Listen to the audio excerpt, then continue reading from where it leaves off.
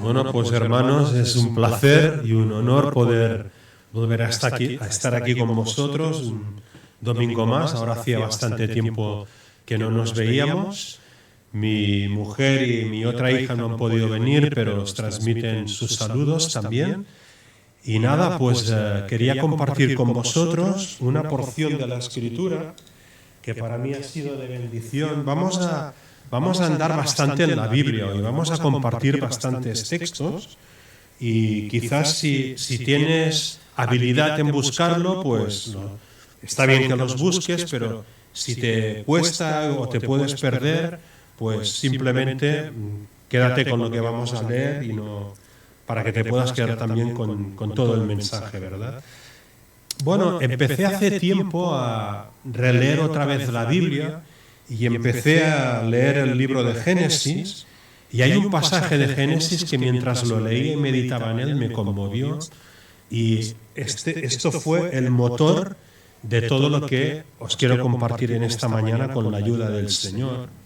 Es un pasaje que encontramos en Génesis capítulo 47, del versículo 7 al 10. Tiene que ver con la conversación que Jacob tiene con Faraón después de que, por un acto de la providencia de Dios, habiendo una gran hambre en la tierra de Canaán, permite que el pueblo de Canaán vaya a Egipto. La providencia de Dios había hecho que ahí estaba José, uno de los hijos de Jacob, que él lo daba por muerto. Sus hermanos lo habían vendido como esclavo a los ismaelitas, y los ismaelitas lo vendieron ahí en Egipto. Y bueno, en ese momento José no entendía el propósito de por qué había pasado todo esto en su vida. Al final de su vida lo entiende, ¿no? Porque a través de circunstancias que Dios maneja en la vida de José, permite que José llegue a ser el segundo en importancia en el reino de Egipto, después de Faraón. Y cuando se produce esta gran hambre en la tierra de Canaán, toda la familia de Jacob, de Israel, desciende a Egipto, y ahí está su hijo José. Y José lleva, cuando el pueblo de Israel, Jacob, llega a Egipto, José lleva a Jacob en presencia de Faraón. Y se produce esta conversación. Génesis capítulo 47, versículos 7 al 10. También José introdujo a Jacob su padre y lo presentó delante de Faraón. Y Jacob bendijo a Faraón. Y dijo Faraón a Jacob: ¿cuántos son los días de los años de tu vida? Y Jacob respondió a Faraón: los días de los años de mi peregrinación son 130 años. Pocos y malos han sido los días de los años de mi vida, y no han llegado a los días de los años de la vida de mis padres en los días de su peregrinación. Y Jacob bendijo a Faraón y salió de la presencia de Faraón. Doy gracias a Dios porque verdaderamente he podido ver en esta mañana cómo Él, a través de su Espíritu Santo, ha ido guiando el culto, las canciones que se han cantado, las lecturas que se han hecho, especialmente una que ha hecho Loli, que yo también la tengo aquí luego la volveremos a recordar, y todo la ha ido dirigiendo, y pienso verdaderamente de que el Señor tiene el deseo de que este mensaje sea compartido hoy aquí en esta mañana, ¿verdad? El título del mensaje podría ser Peregrino, tú me hiciste. Sabéis que hay una canción que lo dice, ¿no? Peregrino, tú me hiciste, esta tierra no es mi hogar, ¿verdad? Es curioso porque en la conversación que hemos leído, Faraón simplemente le pregunta a José cómo podríamos nosotros, Faraón le pregunta a Jacob, cómo podríamos hacer cada uno de nosotros. ¿Cuál es tu edad? ¿Cuántos años tienes? ¿No? Y me gusta la respuesta que le da Jacob, ¿no? Porque nos habla un poco también de la experiencia nuestra. He dicho que el título del mensaje es Peregrino, tú me hiciste. Jacob habla de su edad en estos términos: los días de los años de mi peregrinación son 130 años. Pocos y malos han sido los días de los años de mi vida. Nuestra vida es una peregrinación. Somos peregrinos aquí en medio de este mundo. No sabemos lo que durará nuestro peregrinaje. También Manuel nos estaba hablando de esto, ¿no? Del tiempo, ¿no? El tiempo que Dios ha determinado que podamos vivir aquí abajo en su viña, sobre la tierra, pero somos peregrinos.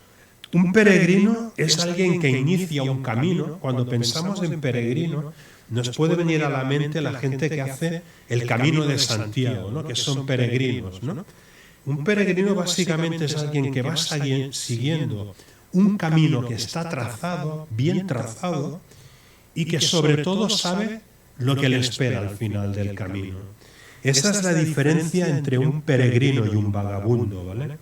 Yo estaba leyendo también en Génesis capítulo 4, versículo 14, no lo vamos a buscar, ¿no?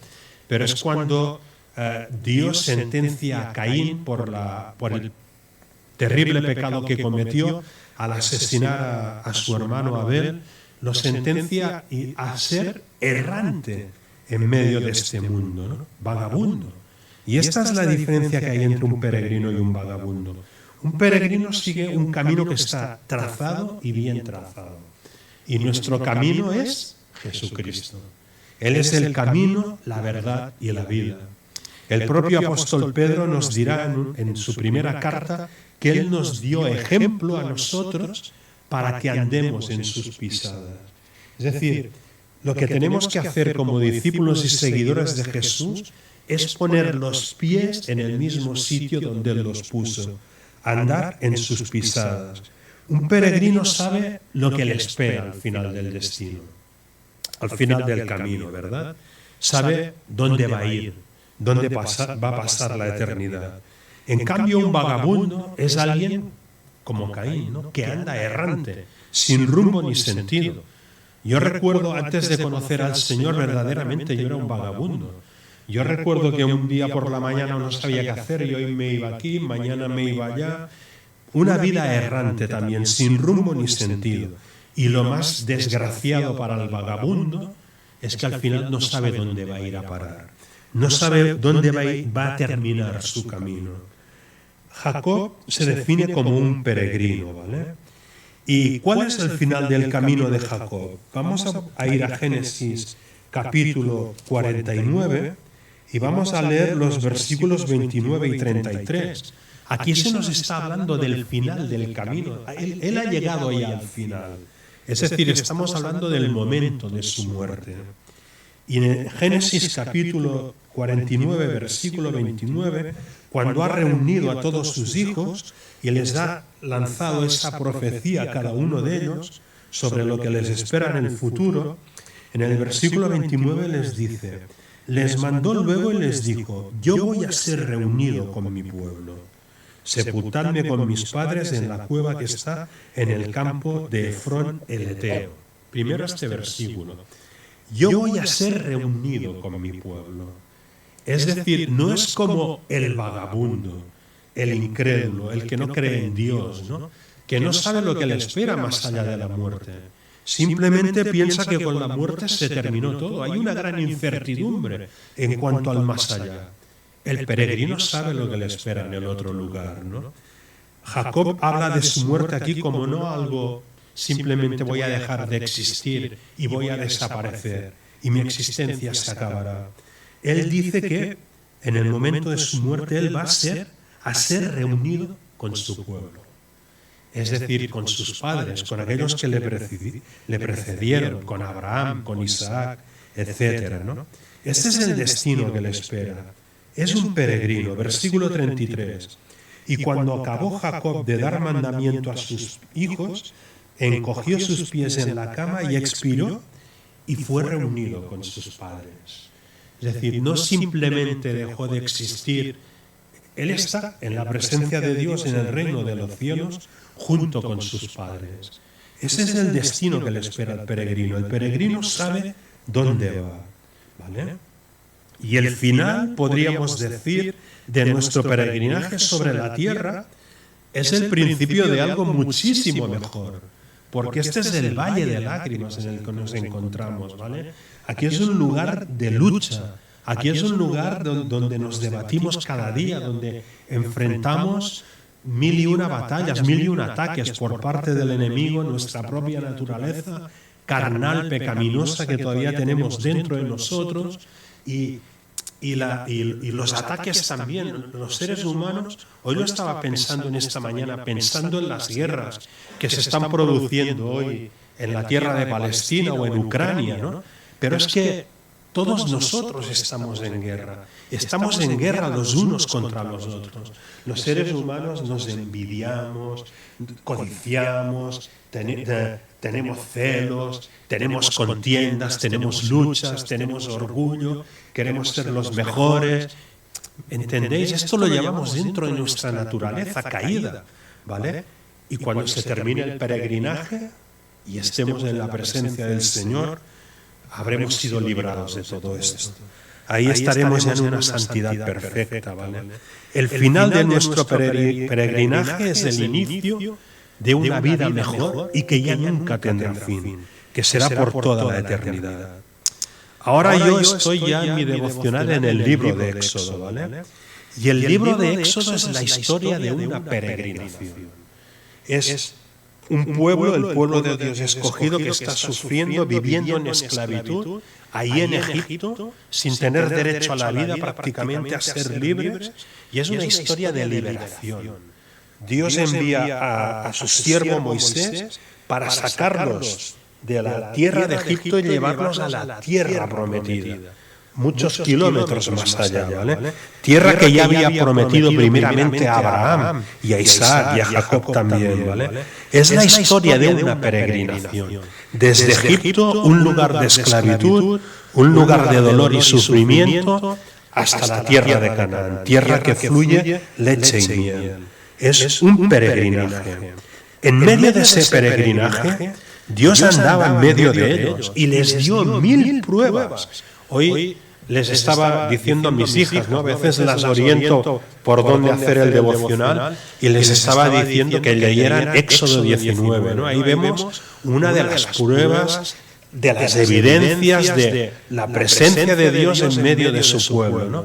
Tienen sed, no tienen que beber, se quejan, y Dios le dice a Moisés, golpea la peña y la peña dará aguas en abundancia, ¿no? Pero es que antes de esto ya les había dado el maná, ya les había dado las codornices, ¿no? Les da 1001 pruebas de que Él está en medio de ellos, ¿no? Pero a pesar de ello, muchos no creyeron y cayeron en el desierto. Acompañadme a Hebreos capítulo 3, versículo 16 al 19. Hebreos capítulo 3, versos del 16 al 19. Mirad lo que dice la Escritura. Podemos leer también el 15. Entre tanto que se dice, si oyereis hoy su voz, no endurezcáis vuestros corazones como en la provocación. ¿Quiénes fueron los que habiendo oído le provocaron? ¿No fueron todos los que salieron de Egipto por mano de Moisés? ¿Y con quiénes estuvo él disgustado 40 años? ¿No fue con los que pecaron, cuyos cuerpos cayeron en el desierto? ¿Y a quiénes juró que no entrarían en su reposo, sino a aquellos que desobedecieron? Y vemos que no pudieron entrar a causa de incredulidad. ¿Qué nos está narrando aquí esta porción de Hebreos? Nos está narrando ya cuando ya están a un paso de entrar en la tierra prometida. Y Moisés, accediendo a la demanda del pueblo, porque el pueblo quería primero, antes de entrar en la tierra prometida, en la tierra de Canaán, saber lo que se iban a encontrar allá, ¿no? Sabían que tenían que luchar, porque Dios ya se lo había dicho, tenían que acabar con aquellos que estaban en aquel lugar.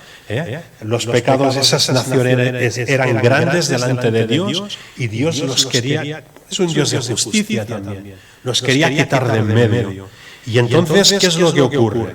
Pues, atendiendo al llamado del pueblo, Moisés dice, bueno, vamos a escoger 12 espías para que entren en esa tierra de Canaán y nos digan con lo que nos vamos a tener que enfrentar, ¿vale?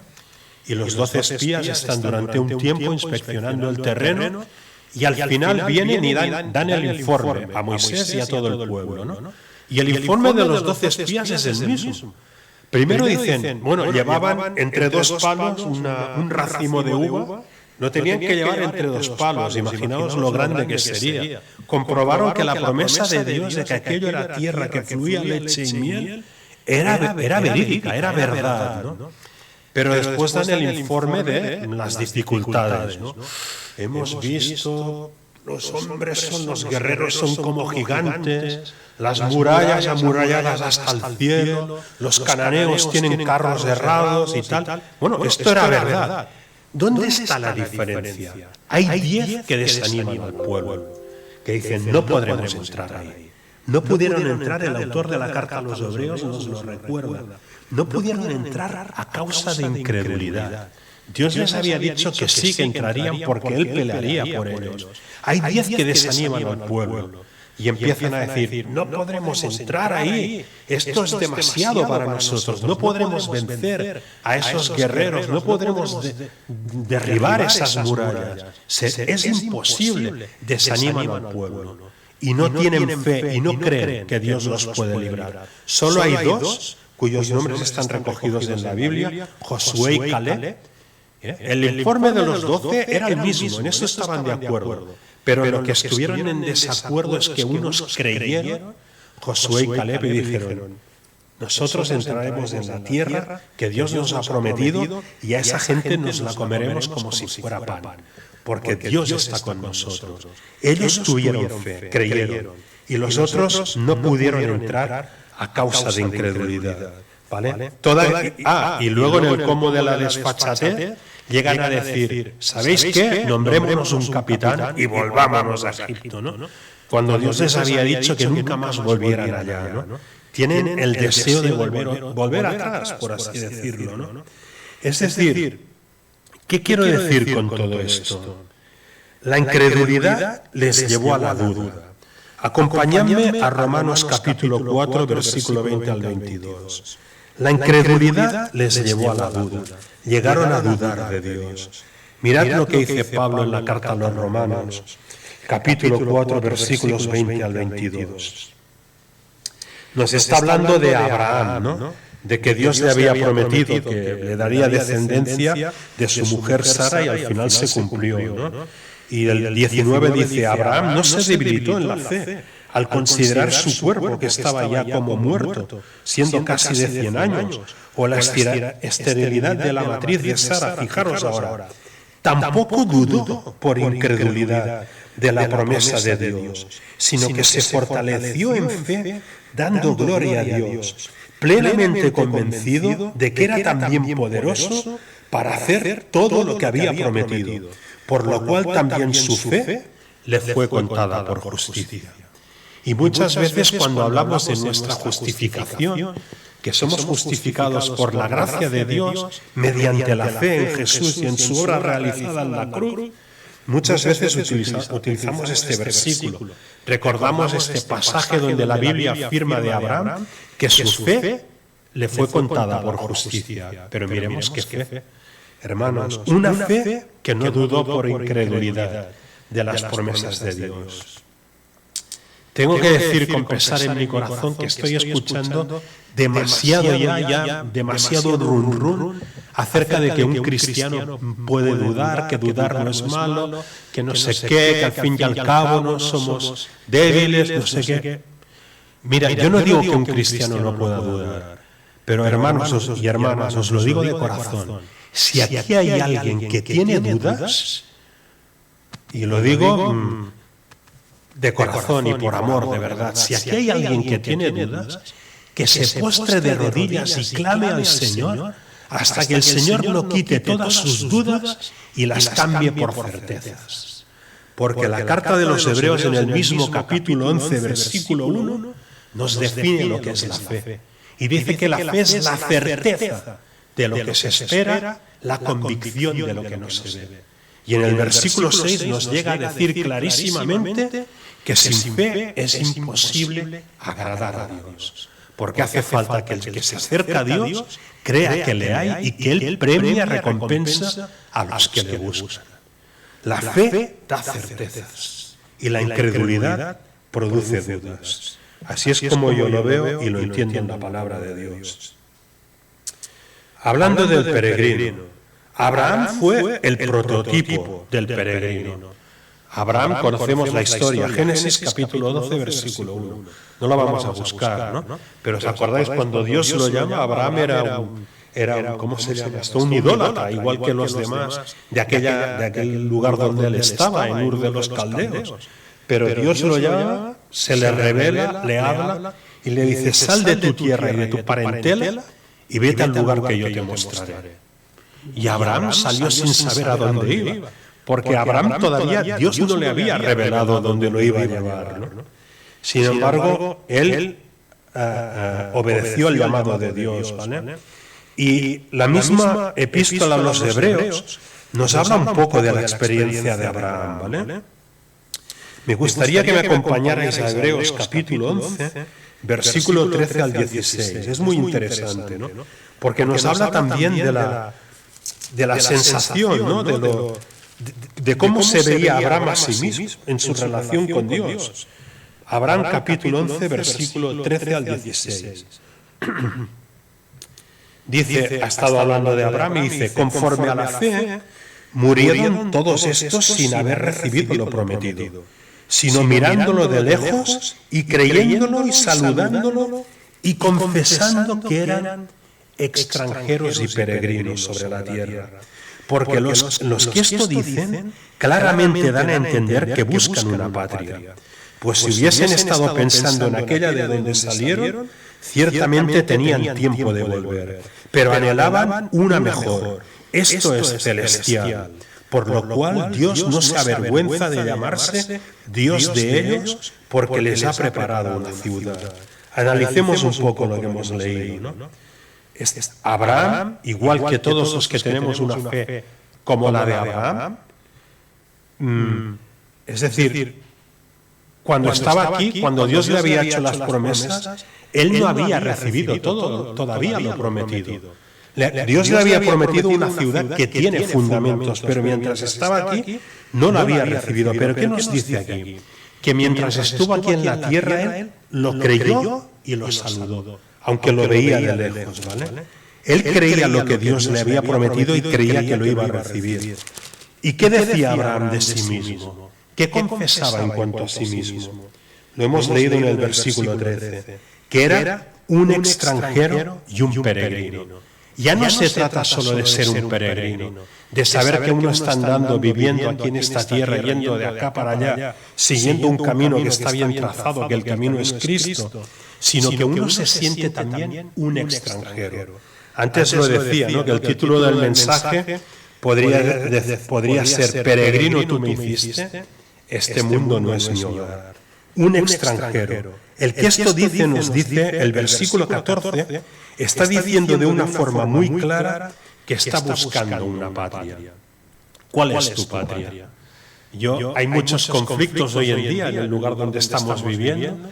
¿Qué es España, tu patria? ¿Qué es Cataluña, tu patria? ¿Cuál es tu patria? ¿Qué es Europa, tu patria? Tu patria no se encuentra aquí en la tierra. Tu ciudadanía no es de aquí abajo. Tu ciudadanía es del cielo, si has creído en Cristo. Tú perteneces a ese lugar y esa es tu patria. Por lo tanto, no tiene sentido enfanzarnos en discusiones absurdas, ¿no?, como tiene la gente aquí abajo, ¿no?, sobre problemas de nacionalidades, etcétera, ¿no? Porque una vez a mí me intentaron poner, yo trabajaba en el Hotel Don Juan ya hace muchos años en Lloret de Mar, en el año 90 aproximadamente. Sabéis que ahí en la campaña de verano sube mucha gente de la parte de Andalucía a hacer la temporada de verano en los hoteles, y había gente autóctona, ¿no?, de ahí, de la tierra, en Lloret, catalanes, ¿no? Y había gente que habían venido a hacer la temporada de Andalucía. Y yo, como había compartido mi fe, ¿no?, y la gente me ponía en un aprieto, ¿no? ¿Tú qué dices aquí? ¿Que somos catalanes, que somos españoles o qué somos? Yo les dije: mira, yo no soy ni catalán ni español, yo soy de arriba, no pertenezco a este mundo. Mi ciudadanía está en el cielo. Esta es nuestra patria, hermanos. Porque los que esto dicen claramente dan a entender que buscan una patria.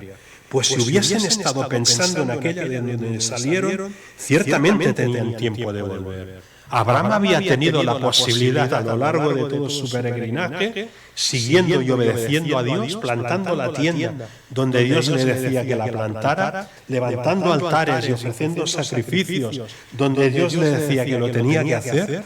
Abraham había tenido la posibilidad de volver atrás y decir, no, yo estaba muy bien en Ur de los Caldeos, ahí no tenía que ir de lado a lado, no tenía que levantar tiendas, tenía mi casita, me vuelvo para Ur de los Caldeos.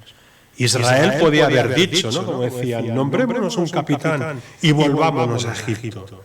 Pero el que es un peregrino, el que se confiesa peregrino y extranjero, no hace esto, sino que sigue su peregrinaje, su camino, hasta llegar a esa patria. Que eso será cuando el Señor quiera, cuando Él nos venga a llamar para pasar a su presencia, o Él venga antes a por nosotros. Porque tenemos esta esperanza, ¿verdad?, de que el Señor viene a por nosotros. Anhelaban una mejor, por lo cual Dios no se avergüenza de llamarse Dios de ellos, porque les ha preparado una ciudad. ¿Os acordáis de cómo se revela Dios a Moisés en la zarza ardiendo? Lo que le dice: yo soy el Dios de Abraham, de Isaac y de Jacob. Dios no se avergüenza de llamarse Dios tuyo, si tú has creído en Él, si tú has creído en Cristo. Si tú te has considerado y vives como un extranjero y un peregrino sobre la tierra, Dios no se avergüenza de llamarse, yo qué sé, el Dios de Manuel, el Dios de Juan Carlos, pon tu nombre, te llames como te llames. Dios no se avergüenza de llamarse tu Dios. No se trata de que tú le llames a Él tu Dios, sino que Él, hablando de ti, dice que tú eres suyo. Yo soy el Dios de, pon ahí tu nombre. Dios no se avergüenza de llamarse Dios de ellos porque les ha preparado una ciudad. Esto es lo que estamos esperando, hermanos. Esa ciudad que tiene fundamento, ¿vale? Jesús es el camino. El peregrino también es un extranjero. Sea cual sea el lugar en el que él se encuentra aquí abajo, tiene el concepto de que es un extranjero. En Génesis capítulo 23, versículo 4, no lo vamos a buscar, es cuando Abraham quiere comprar una posesión para utilizarla de sepultura, para enterrar a su mujer Sara, que había fallecido, y va ahí a lo que es la actual Hebrón, ¿no? Y ahí estaban viviendo pues cananeos, ¿no? Y a uno de ellos va y le dice: oye, véndeme este lugar para que yo pueda sepultar a mi muerta, ¿no? Y porque yo soy un extranjero entre vosotros, le dice. Abraham tiene el concepto de que él es un extranjero, ¿vale? El peregrino también es un extranjero, sea cual sea el lugar en el que se encuentre aquí abajo. Ahora en Premia nos está viniendo mucha gente de Latinoamérica, están viniendo dominicanos, venezolanos, cubanos. De Latinoamérica hay bastantes hermanos y hermanas, ¿vale? Y siempre que me acerco a alguno para saludarlo, le pregunto: ¿y de dónde eres? De tal. Digo, mira, tan extranjero eres tú aquí en Cataluña como yo.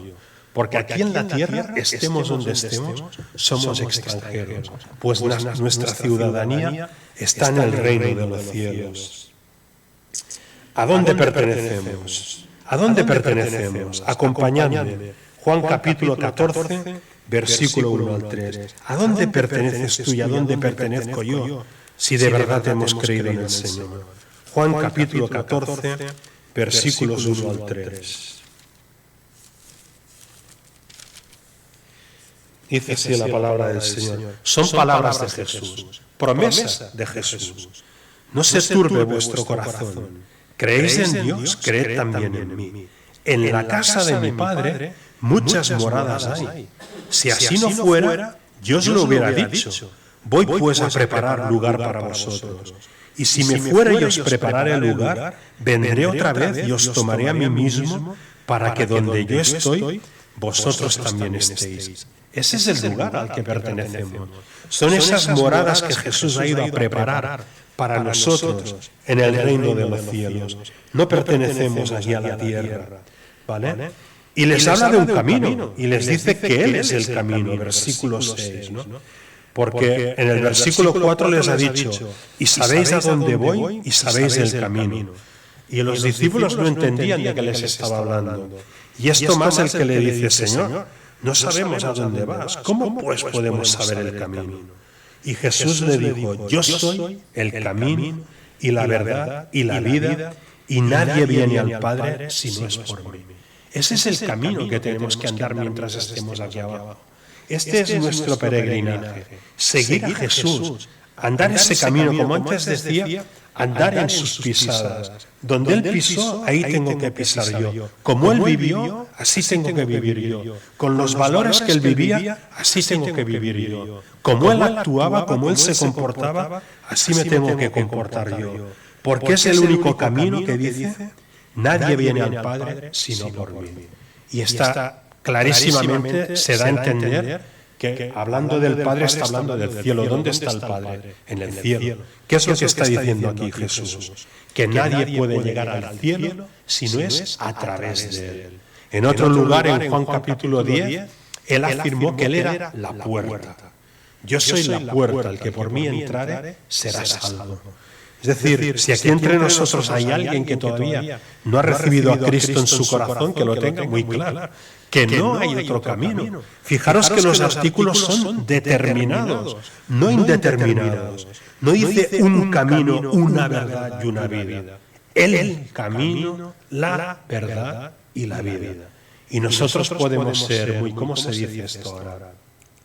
Muy condescendientes o muy tolerantes con otras religiones, con otras creencias, etcétera, ¿no?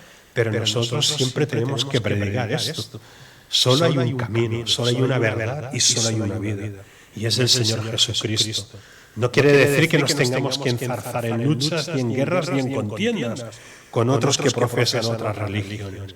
Pero les tenemos que decir con absoluta firmeza, Él, Jesús, es el único camino, la única verdad y la única vida. Vale, acompañadme ahora, por favor. ¿Dónde está mi ciudadanía? Acompañadme a Filipenses capítulo 3, versículos 20 al 21. Filipenses capítulo 3, versículos 20 al 21. Es una carta escrita por el apóstol Pablo, es una de las cartas carcelarias que la escribió desde la cárcel. Y dice lo siguiente, y no habla solo de sí mismo, sino de el compendio de toda la iglesia de Jesucristo. Mas nuestra ciudadanía está en los cielos, de donde también esperamos al Salvador, al Señor Jesucristo, el cual transformará el cuerpo de la humillación nuestra para que sea semejante al cuerpo de la gloria suya, por el poder con el cual puede también sujetar a sí mismo todas las cosas. ¿Dónde está nuestra ciudadanía? Está claro, ¿no? Nuestra ciudadanía está en los cielos. Dice, de donde también esperamos el regreso del Señor, ¿vale? Al Salvador, al Señor Jesucristo. Hoy estaba mirando en el Facebook un vídeo que era, más o menos, hablaba de los últimos momentos de la vida del apóstol Pablo. Hablaba de 2 Timoteo, ¿no? Leía el testamento final de la vida de Pablo, pero bueno, sacado de una película, se veía con imágenes y tal, ¿no? Y me llamaba la atención, ¿no? Como Pablo, ya sabéis que no lo dice la Biblia, pero lo reconoce todo el mundo, de que Pablo posiblemente fue ejecutado mediante decapitación, ¿no? Y en esta película se veía como él con absoluto aplomo, con absoluta tranquilidad, con absoluta paz, es incluso de saludar al centurión romano que lo iba a ejecutar, ¿verdad? Como se saludaban los romanos, que se saludaban agarrándose el antebrazo, le da su antebrazo y ya tranquilamente va donde está la picota y pone ahí su cabeza y está dispuesto ya a recibir el golpe de sable que le va a quitar de este mundo, pero que le va a llevar a la presencia de su Señor. Él decía, ¿no? Para mí el vivir es Cristo y el morir es ganancia. Teniendo deseos de partir y estar con Cristo, lo cual es muchísimo mejor. Esta es la esperanza que tenía Pablo. Como siempre digo, es una apuesta a todo o nada. Es una apuesta a todo o nada. Porque cuando estás apostando tu vida, Ya no puedes apostar nada más. No se trata de apostar tus bienes, cierta cantidad de dinero. Estás apostando tu vida a una jugada. Y esta jugada es Jesús. Lo he apostado todo por Él. Y si tengo que entregar mi vida, Pablo, la experiencia de Pablo, que también tendría que ser la nuestra. Si tengo que entregar mi vida con tal de ganar a Cristo, la entrego. Esto es lo que hizo el apóstol Pablo. Y aquí nos recuerda, ¿no?, que nuestra ciudadanía está en los cielos, y él tenía la esperanza, de donde también esperamos, y se incluye él. El Señor me está hablando mucho en estos últimos tiempos sobre su venida, no sobre cuándo va a ser, no voy a especular sobre el tema este, pero que su venida está próxima. Solo tenemos que mirar los acontecimientos que están ocurriendo en el planeta. Solo tenemos que mirar el cambio climático, las guerras, los terremotos. ¿Quién estará presente a su venida? Yo estaré presente, no lo sé, podría ser, ¿no? Quizás la generación que nos precede, nuestros hijos, no lo sé, o los hijos de nuestros hijos, pero el Señor está próximo. Y Pablo tenía esta esperanza también. Esperamos al Salvador, al Señor Jesucristo, el cual transformará el cuerpo de la humillación nuestra para que sea semejante al cuerpo de la gloria suya. Este cuerpo que envejece, este cuerpo que se debilita, este cuerpo que se llena de arrugas, este cuerpo que se va encorvando, este cuerpo de humillación, como dice aquí Pablo, será transformado a un cuerpo glorioso, semejante al cuerpo de Cristo, después de haber resucitado de entre los muertos. Este no envejecerá, no se enfermará, no se marchitará, no sufrirá dolores, estaremos por toda la eternidad con este cuerpo en la presencia del Señor. Esta es la esperanza de Pablo. Y nuestra también. Lo esperamos, Maranata, Cristo viene. Para que nosotros tengamos la esperanza de poder estar ahí, Jesús tuvo que experimentar humillación. Es en esta misma carta a Filipenses donde nos dice la humillación y exaltación de Cristo. Que Cristo no tuvo el ser igual a Dios como cosa que aferrarse. Estaba muy tranquilo ahí en el cielo, rodeado de ángeles, miriadas de ángeles que le adoraban. Pero Él se humilló, tomó forma humana, se hizo hombre, y estando en la condición de hombre se humilló, haciéndose siervo. Porque incluso estando en la condición de hombre podía haber venido ya como rey, a reinar, a ser alguien grande e importante, pero tomó la posición de siervo. Esta mañana estaba recordando y meditando el pasaje en Juan capítulo 13, cuando están ya en el cenáculo para celebrar la última cena, la cena pascual, y Jesús se ciñe una toalla, coge un lebrillo con agua, y aquellos pies polvorientos y malolientos de los apóstoles, ¿no?, porque no llevaban zapatos como nosotros, llevaban sandalias y se llenaban de polvo. Aquellos pies malolientes, aquellos pies llenos de suciedad, y Jesús se los pone a lavar. Se los lava todo. Ya sabéis la objeción de Pedro, ¿no? Tú no me lavarás jamás los pies. Y Jesús le dice, si no te lavare no tendrás parte conmigo. Señor, lávame entero entonces. No, solo es necesario que te lave los pies. ¿Y sabes qué es lo más impactante de esta escena? Que en esta escena está Judas, el traidor, el que lo iba a traicionar también. A él también le lavó los pies. Él tomó forma de siervo y estando en la condición de siervo se humilló hasta la muerte, dice la carta a los Filipenses, y no cualquier muerte, sino la muerte con la que se ejecutaba a los más viles criminales de aquella época. La muerte de cruz. Se humilló hasta la muerte y muerte de cruz por amor a nosotros. Fue un sacrificio expiatorio. Él es el Cordero de Dios, el único Cordero que puede quitar tu pecado. Ya no hay ningún otro Cordero que lo pueda quitar. Fue un sacrificio expiatorio, murió por ti, para que tú, si te arrepientes de tus pecados, al final de tu vida, de tu peregrinaje, no tengas que experimentar la condenación eterna en el infierno. Porque el que no acepta a Jesucristo como sacrificio expiatorio, al final de su vida tendrá él mismo que pagar por sus delitos y pecados. Y la paga del pecado es muerte. Y muerte es separación de Dios por toda la eternidad. Somos peregrinos, ¿Qué implicaciones tiene vivir como un peregrino? Y ahí va el pasaje que ha leído Loli antes, ¿vale? Primera de Pedro, capítulo 1, versículos 17 en adelante, acompañadme. Primera de Pedro, capítulo 1, ¿qué implicaciones tiene vivir como un peregrino aquí abajo? Porque tiene implicaciones, no todos se darán ventajas, ¿no? Sino que también hay responsabilidades. Dice Pedro, lo hemos leído antes, y si invocáis por Padre aquel que sin acepción de personas juzga según la obra de cada uno, conducíos en temor todo el tiempo de vuestra peregrinación. Vamos a pararnos primero aquí. Conducíos en temor todo el tiempo de vuestra peregrinación. ¿Qué es eso de temor? La Biblia afirma que el principio de la sabiduría es el temor de Dios. Es un temor, no de temor de miedo, ¿no? De intentar esconderme, de protegerme, salvaguardarme, ¿no? A ver si Dios me va a hacer no sé qué. No está hablando de ese temor. Está hablando de un respeto y una obediencia a Dios, ¿no?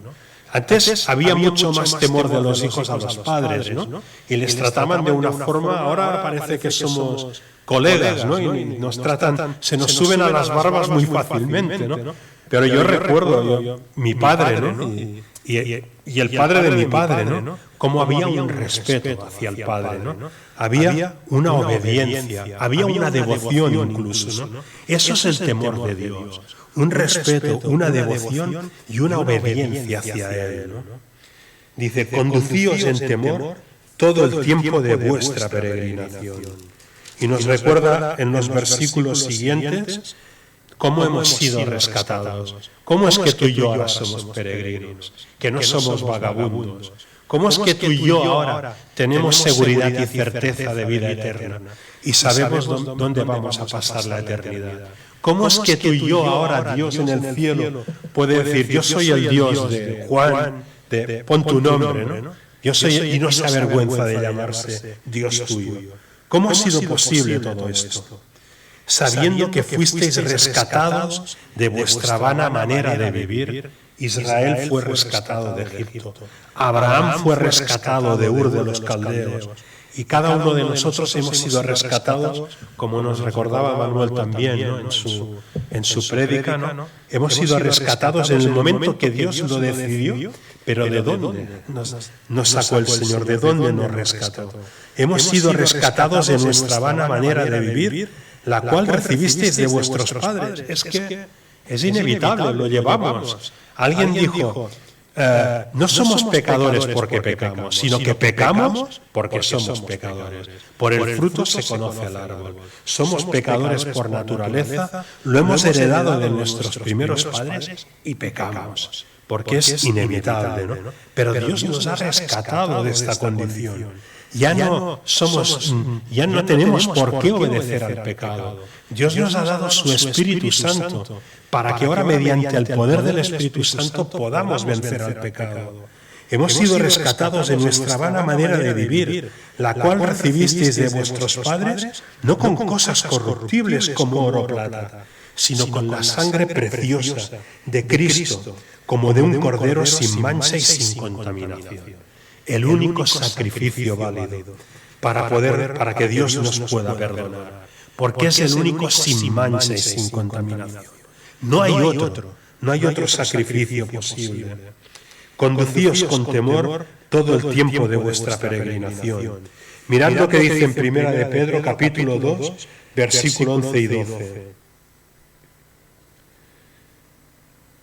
Amados, yo os ruego como a extranjeros y peregrinos que os abstengáis de los deseos carnales que batallan contra el alma, manteniendo vuestra manera de vivir, manteniendo buena vuestra manera de vivir entre los gentiles, para que en lo que murmuran de vosotros como de malhechores, glorifiquen a Dios en el día de la visitación al considerar vuestras buenas obras. Hay una batalla, hay una lucha dentro de nosotros. Tenemos una lucha. Hay otras luchas, ¿no? Contra Satanás, contra el mundo, pero vamos a centrarnos en esta, ¿no? La lucha que tenemos contra nosotros mismos, contra nuestro viejo hombre, esos deseos carnales que batallan contra el alma. Y Pedro nos está recordando aquí, absteneos de esto. No te lo dice porque sea imposible, te lo dice porque es posible. Porque Dios te ha dado su poder, el Espíritu Santo, para que puedas vencer en esta lucha, ¿vale? La batalla contra nuestros propios instintos carnales, ¿no? Y luego habla de cómo es nuestra manera de vivir entre los gentiles. Es decir, cómo debe ser nuestra manera de vivir entre los incrédulos, entre los que no creen todavía, ¿no? Debemos tener un buen testimonio, manteniendo buena vuestra manera de vivir entre los gentiles. Puede ocurrir lo que dice aquí Pedro también, ¿no? Que ellos despotriquen de nosotros, que nos calumnien, que hablen cosas malas de nosotros. Porque la calumnia es otro de los pecados que forma parte de la vieja naturaleza humana, ¿no? Pero que sea mentira, ¿no? Que sea mentira. Ellos pueden seguir con sus calumnias, fijaros lo que dice. Para que murmuran de vosotros como de malhechores, pero un día eso se acabará también. Un día ellos tendrán que comparecer ante el tribunal de Cristo y ahí tendrán que reconocer, aparte que tendrán que reconocer a Jesús como Señor, aquel a quien no quisieron reconocer en vida, toda rodilla se doblará y toda lengua confesará que Jesucristo es el Señor para gloria de Dios Padre. Aparte de reconocer esto, también tendrán que reconocer: era verdad, yo murmuré de ti, yo te acusé falsamente, porque verdaderamente tú me diste testimonio y viviste de una forma acorde a lo que decías ser, ¿vale? Para que en el día de la visitación, para que glorifiquen a Dios en el día de la visitación al considerar vuestras buenas obras. Así debemos vivir como peregrinos. Si los incrédulos murmuran, que murmuren. En el día de la visitación, Dios les rendirá cuentas, porque les habremos testificado. Fijaros lo que dice Colosenses capítulo 3, versículo 1 y 2. Estamos terminando, ¿eh? Colosenses capítulo 3, versículo 1 y 2. ¿Qué debemos hacer como peregrinos y extranjeros en medio de este mundo? Si pues habéis resucitado con Cristo, buscad las cosas de arriba, donde está Cristo sentado a la diestra de Dios. Poned la mira en las cosas de arriba, no en las de la tierra, porque habéis muerto y vuestra vida está escondida con Cristo en Dios. Hay que poner la mira en las cosas de arriba, no en las de la tierra. Nos recordará también Pablo en 2 Corintios capítulo 4 y versículo 18, nos dirá lo siguiente: no mirando nosotros las cosas que se ven, sino las que no se ven, pues las que se ven son temporales, pero las que no se ven son eternas. Esta es la diferencia entre el peregrino y el vagabundo. El vagabundo se complace en lo que ve, en las cosas de aquí, las que puede palpar, las que puede disfrutar, y esas las considera como seguras. Pero la palabra infalible de Dios nos dice que esas son las que no tienen valor alguno, las que van a pasar y las que van a perecer. En cambio, el peregrino pone su mirada en las cosas que no se ven, en lo que nos espera en la eternidad, en lo que Dios ha prometido que vamos a tener en ese día. Y precisamente esto que no se ve, que el incrédulo dice: no tiene sentido aferrarte a creer en algo en lo que no ves, si no lo puedes tocar y no lo puedes poseer. ¿De qué te sirve aferrarte a esto? Y Pablo nos dice que precisamente esto que no se ve, lo que esperamos es lo sustancial, y es lo que va a permanecer por toda la eternidad. Dice, bueno, ya hemos hablado del testimonio de Pablo, ¿verdad? Él hizo su apuesta, lo apostó todo por Cristo. Todo por Cristo será nuestro lema, ¿no? Esta es una alabanza que cantábamos antes, ¿no? Pablo lo apostó todo por Cristo, incluida su propia vida. ¿Seremos capaces nosotros de apostarlo todo por Cristo también? Analízate delante de este versículo y piensa, ¿dónde pones tu mirada? ¿Verdaderamente estamos poniendo la mirada en las cosas de arriba y no en las de la tierra? Y lo digo por mí el primero esto, ¿vale? Yo he concluido lo que quería compartir y dejar entre vosotros en esta mañana, ¿vale? Que nos pueda quedar esta idea, ¿no? que la podemos llevar grabada en nuestros corazones y nos gocemos en ello, porque es motivo de gozo. Cuando ves este mundo que va a la ruina, que va de mal en peor, ¿no? Y que es consecuencia de no querer creer y obedecer a Dios, de rechazar a Dios en su vida, y tú estás en medio de este mundo, ¿no? Recuerda siempre que eres un peregrino y un extranjero que al cielo va, si de verdad has creído en Cristo. Me gustaría dejar entre vosotros 3 enseñanzas para que las podamos llevar grabadas en nuestro corazón, o 3 pensamientos, como le queráis llamar, ¿no? La primera es la siguiente: toma conciencia de que eres un peregrino, una peregrina. No busques echar raíces aquí abajo, porque tu verdadera patria no se encuentra aquí. Tu verdadera patria es el cielo. Esa es la primera que me gustaría dejar. La segunda sería: recuerda siempre cómo la Biblia describe la muerte para el creyente. Y murió. No. Y durmió. Muchas veces sale esta expresión. Y durmió y fue reunido a sus padres. Alguien que duerme es alguien que tiene que despertar. En aquel día se sonará la trompeta. Con voz de arcángel y con trompeta de Dios, Jesús descenderá con poder y gloria. Y los muertos en Cristo resucitarán primero. Y los que hayamos quedado seremos transformados para recibir al Señor en las nubes, y así estaremos siempre con el Señor. Un día sonará el despertador. Y cuando suene el despertador, todos aquellos que durmieron en Cristo despertarán para recibirlo y para estar con Él por toda la eternidad.